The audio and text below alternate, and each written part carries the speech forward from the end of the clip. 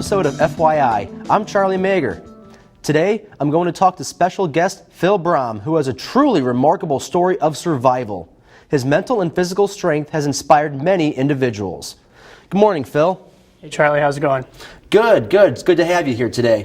So let's get started.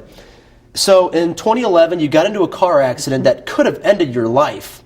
Many individuals would not be so inclined to talk about such a traumatic event in their life.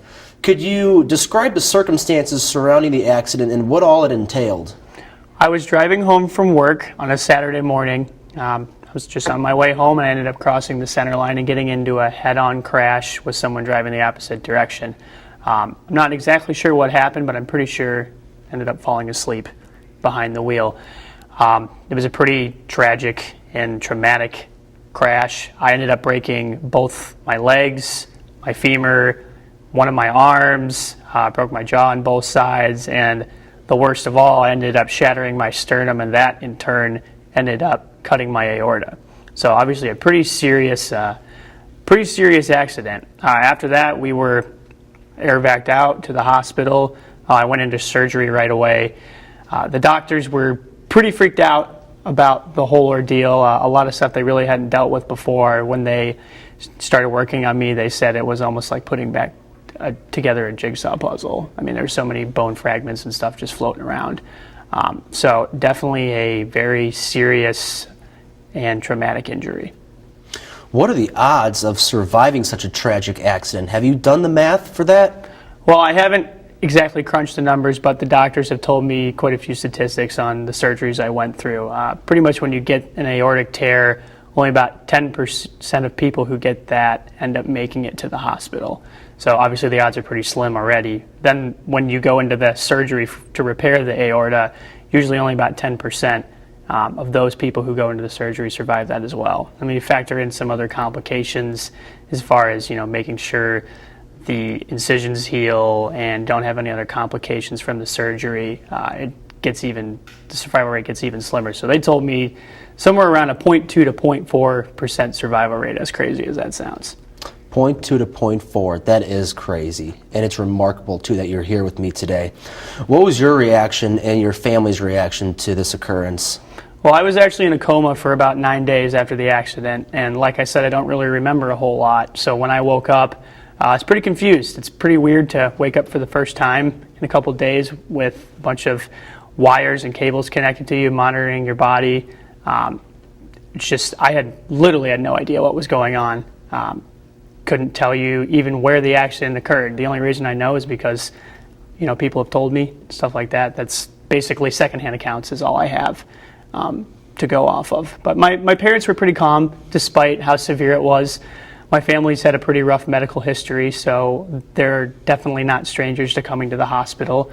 Kind of the incentive was, whatever's supposed to happen is meant to happen, and they just hoped for the best. Had a lot of family members, extended relatives, friends, people all over that were really, really pulling for me through prayers and just support with my family and stuff like that. So it was definitely tough, obviously a very traumatic situation, but overall my parents kind of just hoped for the best, and luckily it ended up kind of working out that way. And so you were able to finish out your last year of high school. How were you able to manage that? It was pretty tough. Obviously, being in the hospital for 2 or 3 months, I wasn't able to go to class.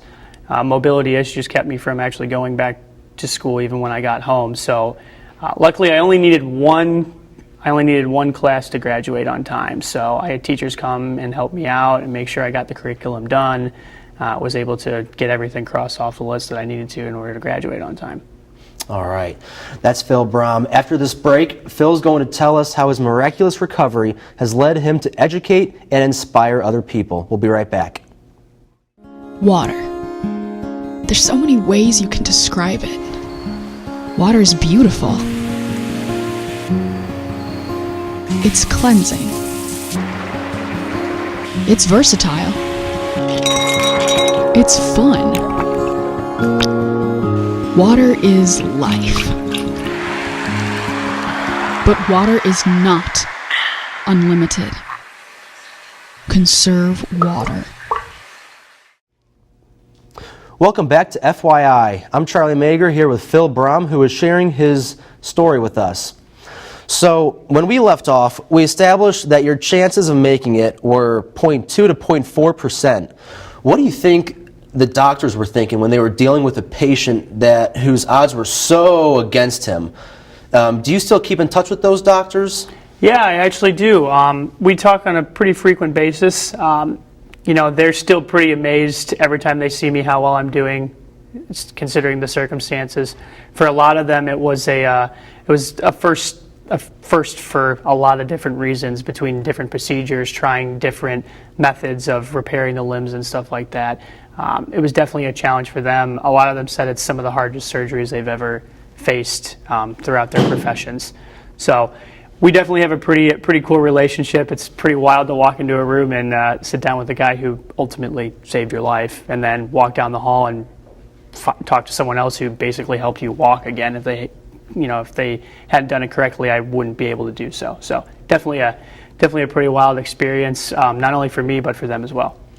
Did your accident lead to any medical advancement?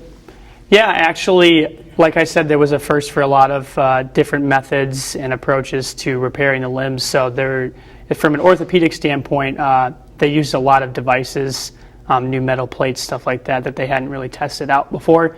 So that was kind of opened a door for a lot of other people, as far as, hey, we can use these devices, and they do indeed, help repair the limbs and stuff like that. So lots of medical journals just about my story and different stuff like that. So definitely the doctors have used the methods they used in my surgeries to kind of expand what they're able to do in the operating room. So after the accident, 5 years later, how do you go out of your way to share this inspiring story with others and to remind people of the possibilities of this happening?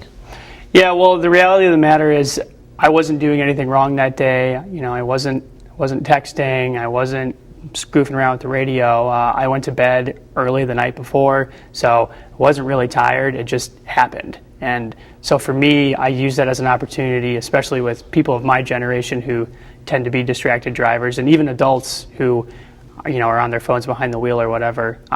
Even if you're doing everything right, you never know what can happen. So I speak at a lot of high school panels to kind of share my story with them and just serve as a reminder. Hey, when you get behind the wheel, you gotta be prepared for the worst. Whether you're in the driver's seat or the person coming at you is ends up falling asleep or something like that. You never really know what can happen, and you gotta be on top of your game behind the wheel. So definitely work with a lot of my doctors too, as far as if they need someone to speak at an event or a conference or something like that.